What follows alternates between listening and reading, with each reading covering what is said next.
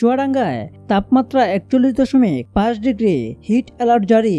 তীব্র তাপদাহ অব্যাহত রয়েছে চুয়াডাঙ্গায়। টানা 3 দিন দেশের সর্বোচ্চ তাপমাত্রা রেকর্ড করা হয়েছে এ জেলায়। টানা তাপদাহে অতিষ্ঠ এখানকার জনপদ। অসহ্য গরমে প্রাণীকুলের প্রাণ যেন উষ্ঠাগত।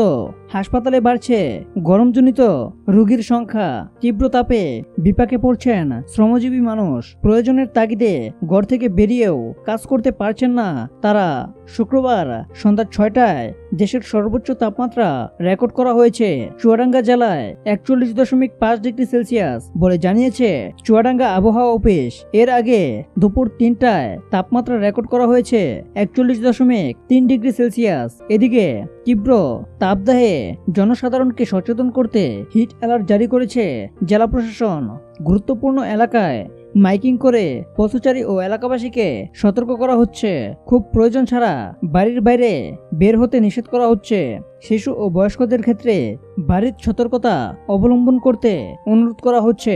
চুয়াডাঙ্গা আবহাওয়া অফিসের ভারপ্রাপ্ত কর্মকর্তা জামিনুর রহমান বলেন, আরও কয়েকদিন এমন তাপদাহ অব্যাহত থাকতে পারে, তবে এখনই এই এলাকায় বৃষ্টির কোনো সম্ভাবনা নেই।